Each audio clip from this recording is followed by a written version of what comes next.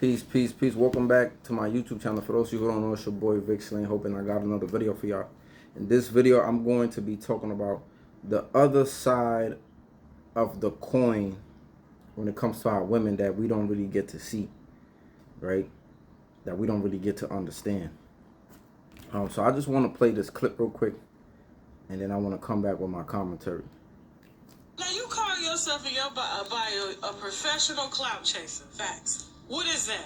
I'm a professional attention seeker. That's the only way y'all gonna see that link in my bio. Whether I'm selling pussy, whether I'm selling t-shirts, or I'm selling ass. We've been having a lot of people on the seat that's been selling ass here lately. But you gotta shows. But guess what? They're on your platform because they need clout. They need attention. They need viewers. Okay. I'm here for clout. Now, how you generate so many damn followers? I know it went from selling ass now. It was sucking on gas pumps, sucking on water hose, and, you know, just tapping into the men's mental, like, damn. Let me keep a buck with you. Okay. I'm done fucking. Why? I'm celibate. How long you been celibate? You don't even know. I make 300 a month. 300 what? 300,000. What the fuck do you do? Not much. You make 300K a month. On OnlyFans. And you on OnlyFans. Last time I was on OnlyFans, somebody screenshot that shit and they tried to put it out like I was on their OnlyFans watching them. And I only subscribed just to go see if they was really like letting a pastor fuck them in the ass. So I was on there to get content.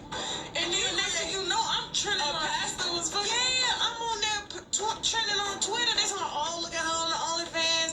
I am here doing research. So like right now, I'm single. I haven't been fucked with nobody. I'm just chilling. But you got pregnant.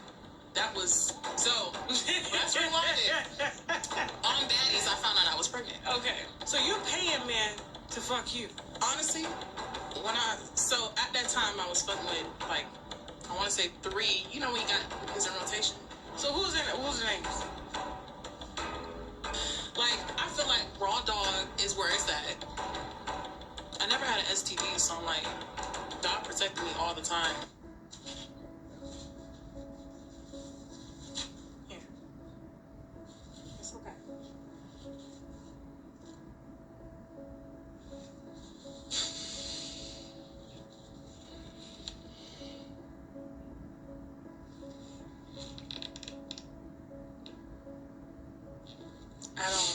And I'm going to tell you this, I don't ever do this. But I want to spend time with you once a month.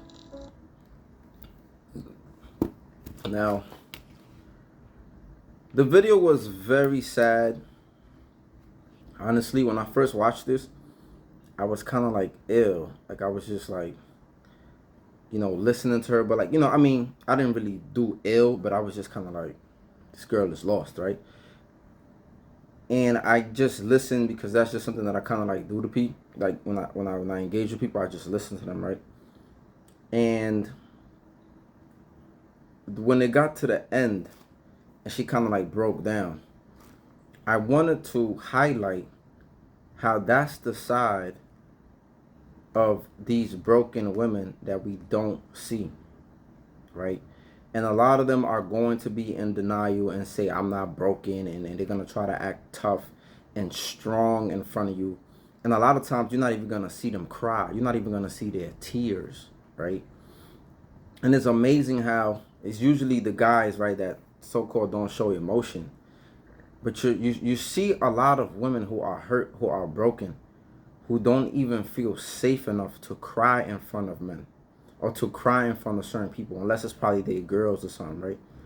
Because it's like it's almost like they don't really want to show that side of them because they're always showing the so-called strength that they have and how happy they are in their life and living in the promiscuous ways, right?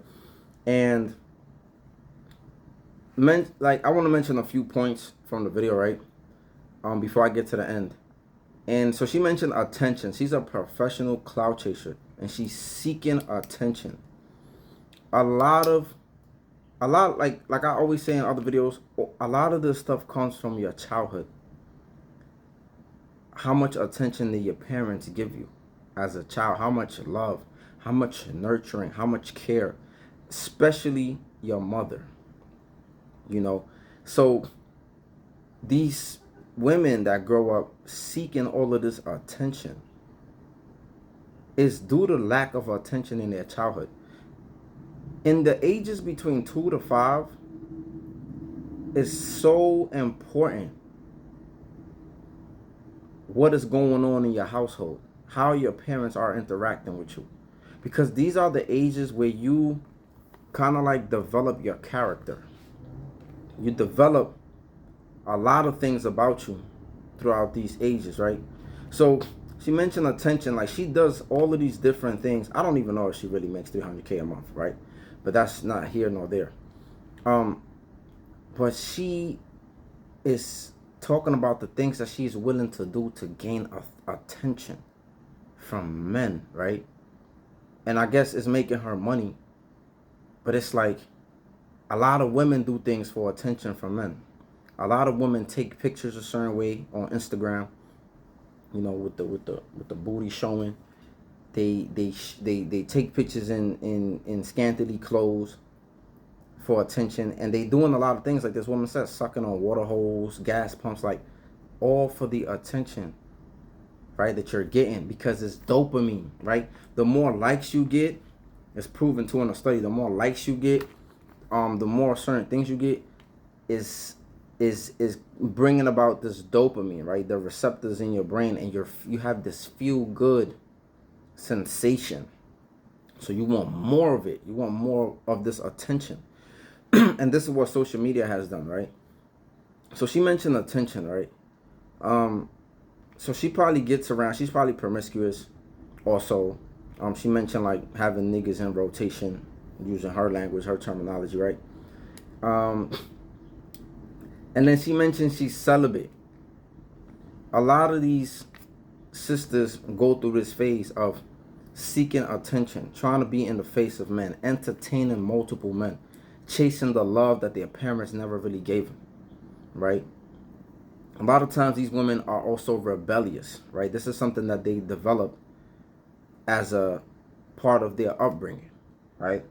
And just because you got two parents at home does not necessarily mean that your upbringing, that the household was cohesive. A lot of times parents are working too many times. A lot of times your parents are toxic, or they have a toxic environment in which they are raising you. Most women have also been sexually assaulted. I believe like 1 in 2 women, or 1 in 3, have been sexually abused. It doesn't have to be necessarily rape, but they have been sexually abused in some form or fashion. And it's usually by a family member, right? So take these things into consideration when you see these promiscuous women out there, these hoes, right? And I know sometimes I be wilding on them, and sometimes I be talking my shit, but for the most part, I do understand where some of the stuff comes from, right? Sometimes it just gets annoying because when you're trying to talk to some of these women, they just get so defensive, right? Because they don't want to let you see. But I'm a guy that kind of like understands, right? I understand. I could see through the facade. I could see through the facade. I could see through the fake image that they put up. I even done had women tell me that they don't like that I'm able to see them, right? It's like one moment they want you to understand them, but then the next moment they want to be able to hide from you. They want to be able to lie and omit and keep certain things from you. So when you can see through all of those things, it makes them uncomfortable. They don't have no place to hide. Instead of embracing it, I get it, it's hard when you're not used to that, when you grew up hiding things from your parents. So again, like I said, from 2 to 5 is very important. Kids learn to like hide certain things. They learn to steal. They learn to, manipulate and do certain things. And a lot of times these things stay with them. And so she mentioned being celibate. So a lot of these sisters go through this phase of sleeping around, getting around, looking for love, looking for attention, trying to find that comfort that their parents didn't give them, right? So they become self-absorbed in a sense. And then they go through this phase of now they're celibate. You can't be celibate, first of all. It's abstinence, right? You get to a point where maybe you want to abstain from sex. But a lot of these women go through this phase. A lot of women go through a whole phase, or they go through this just street walking phase. And then they come to a point in life where they're like, okay, I'm not gonna sleep around no more. I'm not gonna do this no more. I'm gonna born again virgin. Is usually some woman is usually around their 30s, right? They get to their 30s, they want to be a born again virgin. And a lot of people, a lot of our sisters, they're not even in tune as to why they're doing what they're doing. Like they call it living their best life. They call it just doing them. They calling them just being free, liberated. But that's not, they're broken. They're not going to admit that because nobody wants to admit that something is wrong with them. Nobody wants to admit that they're a defective product. Nobody wants to admit, like when you even talk to people and be like, oh, you traumatized. They want to be like, I ain't traumatized. I ain't got no trauma. They in denial. So a lot of them, they're acting out. All of these things is acting out. All of these, she came on real strong, talking this, yeah, I chase clout. I do this, I do that. Like she seems so happy. And this behavior usually rails other young women in. They be like, look, she's so happy. She getting flown out. She's fucking whoever she want to fuck. She making money. She doing this. And that's not really what it is. It's brokenness. It's brokenness. And a lot of our young women are so impressionable. They don't even notice that that's what's going on, right? Because they don't see the ending part of that. They don't see how she broke down. They don't see the hurt. They don't see the pain. They don't see the trauma. They just see the happy la la la like she came on in the beginning. So I be trying to like just try to kick some game to the sisters, man. Because a lot of us in the community are broken. And women tend to act out differently than men, than young men. Young women tend to act out differently than young men, right? Like young men seek attention too, but they do it in different ways. They go out to the street, they gangbang, they fight, they try to get their reputation up, right? They trying to get respect of other men, you know? So they do things, they act out, they fight, they sell drugs, they steal, they do certain things for the attention, right? The women, on the other hand, what they do is they become promiscuous. There's a study that said broken homes or depending on the cohesiveness of your parents in the house dictates your sexual promiscuous behavior in your teenage years. A lot of these women are going through this. They're getting passed around. A lot of us create holes. Not saying that it started with their parents and the environment, but a lot of men also, a lot of our young boys also be persuading these young women. We use them through our teenage years. We just be running through them, passing them around, running trains on them. We create these women. We break them. We add to their brokenness, right? That starts in their households. Then the environment gets them. And we are a part of that, you know? And then these women get to an age where they just been through so much trauma. They've been through so much hurt. You know, a lot of men say they don't want to date older women because they got so many scars. They got so many trauma, so much trauma. You know, they're stuck in their ways. They're hard-headed. They're insufferable. They just been through so much. They carry so much distrust. But I'm noticing younger women. Younger women are suffering from this too. Younger women they like sometimes you think that the young women are wholesome and they're not broken, and a lot of them are. A lot of these younger women are broken too. It's almost like the ages are getting younger and younger of the brokenness, right? And plus social media and the messages that women are putting, like women like her, right? The messages that they're sending to our younger women. The messages that the music is sending to our younger women is also different in a way. It's more out there. This whole sexual liberation stuff, this whole no slut shaming has people thinking, has our women thinking like, I could just do whatever. I could be just like the men and not be judged. But they're not realizing that it's going to become hard for you to peer bond. Because a lot of these women are chasing that love that their parents didn't give them, that their fathers didn't give them, right? So they are chasing that. And this is why they stay in long, toxic relationships. And as they're chasing that, they have so many different experiences, right? They got one guy that treated them the best. They got another guy that sexed them the best.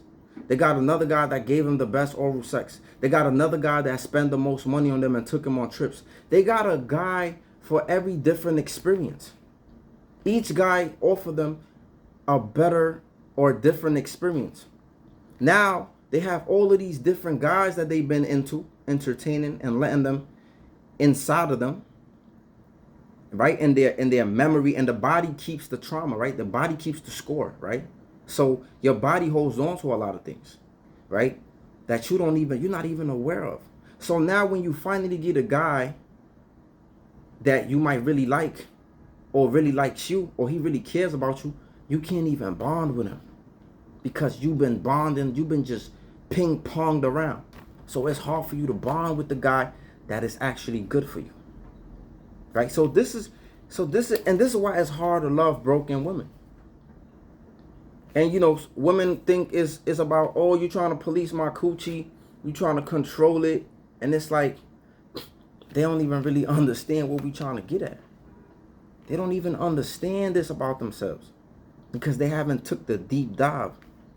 So they become broken very early on, starting from the household, accumulation of the environment, of the different men that they deal with, the men that take advantage of them, the men that just use them, deceive them, play them. Now they're a broken person. And some of these women, they never bounce back. They never bounce back from these situations. Never. And that's the saddest thing, man. The saddest thing is when you could see through somebody and you genuinely care for them, but you can't even help them because they so far gone. Or they don't trust nobody. They just been so hurt. They just been so traumatized. They so afraid. It's the hardest thing. And that's why I say that's why the law number 10 on the 48 laws of power says avoid the unhappy and the unlucky. Because sometimes you can't even help certain people and you just got to leave them alone. You just got to leave them alone. And sometimes maybe you're not the person to be able to help them and they need to go to somebody else. Sometimes that's the truth too, right? But sometimes some people just be too far gone, right? And the last thing I want to touch on, well, before I even move on, even how parents discipline their kids. Like if you beat your kids a lot, if you verbally abuse them, if you do certain things to them, they tend to get into relationships with men who do the same thing. They tend to get into relationships with men who are verbally abusive, who physically abuse them, and they think it's love. Because a lot of parents beat their kids, and right after the beating, you know I'm doing this because I love you, right? You know I don't mean no harm. So you create that cycle. You create that cycle. A lot of parents think they're doing the best because they just feed and clothe their kids. You're supposed to do that. You're supposed to do that. But they're not. Some of these parents are not even aware how they're ruining their children's lives before they even come into adulthood. And the next thing I would say is the side you don't see. She showed it at the end. The breakdown, the crying, right? The real pain, the anguish. How that shit is really getting to her. Come on, a lot of these. Look, you hear the women that work in the porno industry. You hear the women who sleep around, the hoes that are promiscuous, right? The broken women. And the sex workers, right? It's hard for them to settle. And let me tell you something. I don't care what a woman say about I don't need love, I'm not looking for love. That is a trauma response to hurt, to pain, to disappointment, right? To not being able to rely on nobody, to not being able to trust, depend on. That's what that is. When you hear women say that, that's what they're telling you. They're literally letting you know, I've been hurt, so I can't trust. I can't put my faith on nobody. I can't depend on nobody. That's literally what they're letting you know. So deep down, these women want love. They crave love. They want to be in a situation where they can trust somebody, where they can rely on somebody. And that's just human. That's just human nature. Even men. But women depend on men more than men depend on women. Let's just be real. I'm not saying that women are not powerful and that they can't shift the energy amongst the men. But men have a responsibility over women to protect and provide for them and to look out for them, to provide them with insight, with guidance. Right? This is why they say protect the women and the children. They don't say protect the men. We have a level of responsibility, right? We have a level of physical strength for a certain reason.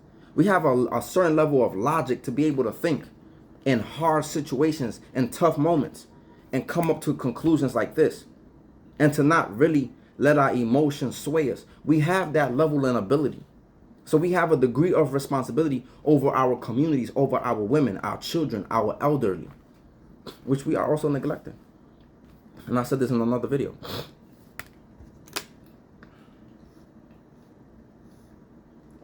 A lot of our men are neglecting our role. We're neglecting our role. We're not even pillars in the community like we used to be. And a lot of our fathers, man, they abandon their daughters. They abandon their children. And I'm not here to get into whether it's the woman's fault, because a lot of times men just like blaming the moms too, right? Sometimes the moms are at fault, but that's not neither here nor there. There's a lot of men who are abandoning their children because they probably was abandoned. And I'm not making an excuse. You should want to be a better parent to your children. How could you not care what your children are going through? And of course, a lot of things are circumstantial, but how could you, like, some of these parents just don't be thinking about their children. And then it's like your child grows up self-soothing themselves. And since I'm talking about the sisters right now, the women grow up self-soothing themselves. Self-soothing. So sad. It's so sad when I see some of these women, because they might not never ever be able to accept love, genuine love, because they just been through a lot. So, but I wanted y'all to see the ending, the sad, how she really felt, because we don't see that. Well, a lot of women save face in front of everybody. Single mothers do this too, right? They say they could do it on their own. I don't need no man. And a lot of other women believe them till they get into those situations. And those same single moms, they neglect their children. Broken homes. And it keeps the cycle going. Because some of these women need to come out here and be real and speak the truth. How they really feel. They need to speak about the truth. They need to speak about this is not it. Stop telling women it's okay. Oh, don't settle. Don't try to get married young. Don't try to be in a relationship. Use these men. Sleep around. Explore. What the hell is that? Explore your body. Explore your options. Fuck around. Do this. Do that. Have fun. Live your life. This is what these women are telling. This is what broken women are telling other women, and they're listening. And then when some of the brothers try to tell you, like, yo, nah, man, do this. Not for me. Even though men are telling women, like, we want to be with a woman who has less experience with men. Who has been, because we understand the bonding is going to be different. It's just like a woman who loses her virginity to a man. The bond that she has with that man, a lot of times that shit lasts a lifetime. That's why people, a lot of people will tell you that. Like, some women will always smash the dude they lost their virginity to. If it was in a pleasant way, of course, right? Some women lose their virginity in crazy ways too. But the bond that you create with that person that you lose your virginity to, if it was in a cohesive and in a good manner, it's a certain bond that you create with that person. So imagine you not having that bond with the person that you end up getting married. That's why a lot of women divorce. They get unhappy. They're unpleased. It's hard to satisfy them because they just been around. They've been around and they're broken. Not only by those relationships and those bonds, but by their parents and in the household. So I wish more sisters would tell the truth, because when the brothers try to tell sisters, it's always this: we trying to police their coochie. We just want to tell them what to do. It's hard for them to even see that somebody's just coming from a genuine place of care, right? And a lot of them have developed this rebellious attitude. And the rebelliousness comes from, again, broken homes. They have a problem with authority. They don't respect their dads. They don't respect their moms. They don't respect what anybody in power and authority has to say. You got to look for these signs. They will show you to them. They will show them to you. A lot of people, if you just pay attention to them, they will show you how terrible their childhood really was. But let me know what your thoughts are on the comment section. Like, comment, subscribe, share, and stay blessed. Peace.